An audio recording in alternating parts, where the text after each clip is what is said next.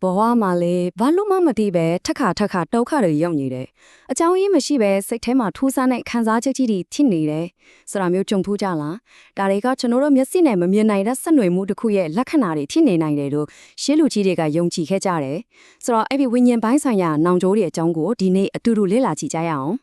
ဟုတ်တယ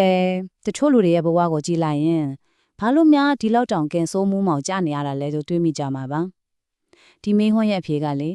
ကျွန်တော်တို့တွေးထင်ထားတာထက်အများကြီးပိုပြီးတော့နည်းနည်းတဲ့နေရာမှာရှိနေနိုင်ပါတယ်အဲ့တော့ဒီဆက်နွယ်မှုရဲ့ပထမဆုံးအရေးအယံကပမာဆက်တွေ့ရတယ်လေဆိုတော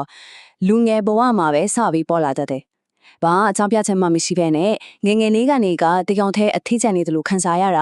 ာတငယ်ချင်းပေါင်းတင်လည်းသိမရှိတာမျိုးပေါ့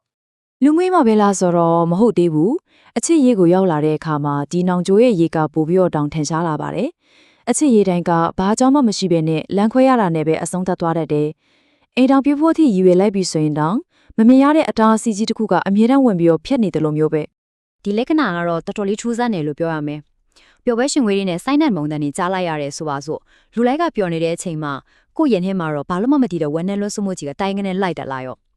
ာဒါအသက်ကြီးမှဖြစ်ကောင်မဟုတ်ဘူးငငယ်လေးကတည်းကကိုရှိနေခဲ့တဲ့ခံစားချက်မျိုးပါကဲအခုပြောခဲ့တဲ့လက္ခဏာတွေအားလုံးရဲ့နောက်ကွယ်မှာဘာတွေရှိနေမလဲရှေးလူကြီးတွေရဲ့အဆိုရတာတော့ဒါဟာတိုင်တန်းဆက်လို့ခေါ်တဲ့ဝိညာဉ်ဖက်နဲ့ရှိနေတဲ့နောင်ကြိုးကြောင့်ပါတဲ့ဟုတ်ပါတယ်ကိုမမရတဲ့တခြားပုံဘဝတစ်ခုမှာကိုစောင့်နေတဲ့ဝိညာဉ်ချင်းဖော်တယောက်ရှိနေတာကပဲဒီဘဝမှာကြုံနေရတဲ့အခက်အခဲအားလုံးရဲ့အဖြစ်ဖြစ်ကောင်းဖြစ်နေနိုင်ပါတယ်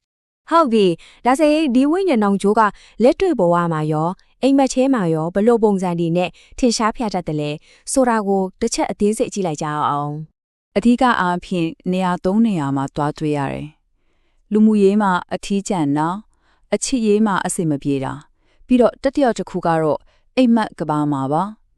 အိမ်မက်ချဲမှာလေတခါမှမမြင်ဘူးတဲ့ဘယ်သူမှမသိတဲ့လူတစ်ယောက်နဲ့ပျော်ပျော်ရွှင်ရွှင်အတူတူရှိနေတယ်လို့ထက်ခါမတ်တက်တယ်လို့ဆိုကြပါတယ်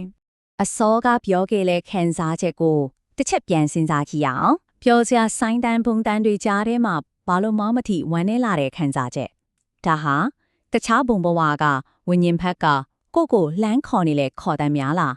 းဒီစနွယ်မှုဘလောက်တောင်နှဆိုင်တယ်လဲဆိုတာကိုဒီခံစားချက်လေးတစ်ခုတည်းနဲ့တင်တက်တည်ပြနေတယ်လို့ပါပဲ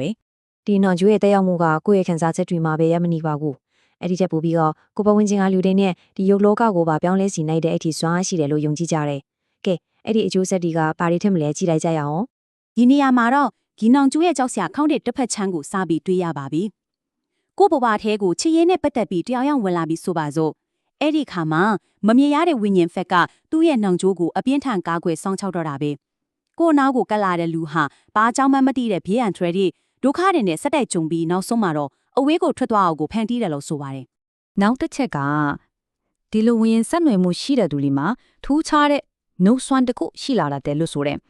ဆိုလိုတာကသူတို့ကိုတယောက်ယောက်ကစိတ်နှောင်မတော်မတရားလုပ်လိုက်တဲ့အခါသူတို့နှုတ်ကနေထပ်သွားတဲ့မကောင်းတဲ့စကားတွေ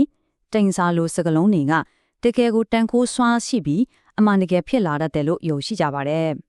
ဒါတွေအားလုံးကအလုတ်ကိုင်နဲ့အိမ်တုံရေးအထိပါဆက်ပြီးတော့တက်ရောက်လာတယ်လုပ်ငန်းခွင်မှာဆိုရင်တခြားသူတွေအလွယ်လေးနဲ့အောင်မြင်နေတဲ့အချိန်မှာကိုတယောက်တည်းပဲထူးထူးခြားခြားရုန်းကန်နေရတတ်တယ်။ကန်တရားရဲ့အလဲပြောင်နဲ့အိမ်တောင်ကျသွားခဲ့ရင်တောင်ထူးဆန်းတာကဇနီးမောင်နှံနေအောင်အတူတူနေရင်စီးပွားရေးကလုံးဝအဆင်မပြေဘူး။ခွဲနေမှသာစီးပွားတက်တယ်ဆိုတဲ့ထူးထူးဆန်းဆန်းကန့်ကြမ်းမှမျိုးနဲ့ကြုံရတတ်တယ်လို့ဆိုပါတယ်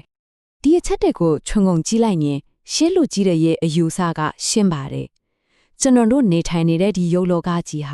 မျက်စိနဲ့မမြင်နိုင်တဲ့တခြားပုံဘဝတွေနဲ့နက်နက်ရှမ်းရှမ်းကိုဆက်ဆက်နေတယ်ဆိုတာပါတယ်ပြီးတော့ဒီလိုနောင်ကျော်တစ်ခုကလူတစ်ယောက်ရဲ့ဘဝတစ်ခုလုံးကံကြမ္မာတစ်ခုလုံးကိုပုံဖော်ပြောင်းလဲနိုင်တဲ့အထိအစွမ်းထက်တယ်လို့ယုံကြည်ခဲ့ကြတာပါဆိုတော့နောက်ဆုံးအနေနဲ့ဒီမြေခုံလေးကိုပဲစဉ်းစားဖို့ခြံထားခဲ့ချင်ပါတယ်ကျွန်တော်တို့တယောက်ချင်းစီရဲ့ပြပလန်ချောင်းကိုနောက်ွယ်ကနေတကယ်ပဲပုံဖော်နေတဲ့မမြင်ရတဲ့နောင်ချိုးတီများတကယ်ပဲရှိနေမလားဒီအကြောင်းကိုဆက်လက်တွေ့တော့ရင်းနဲ့ပဲဒီနေ့ရဲ့ရှင်းလင်းတင်ပြမှုကိုဒီမှာပဲဆုံးသတ်လိုက်ပါစေ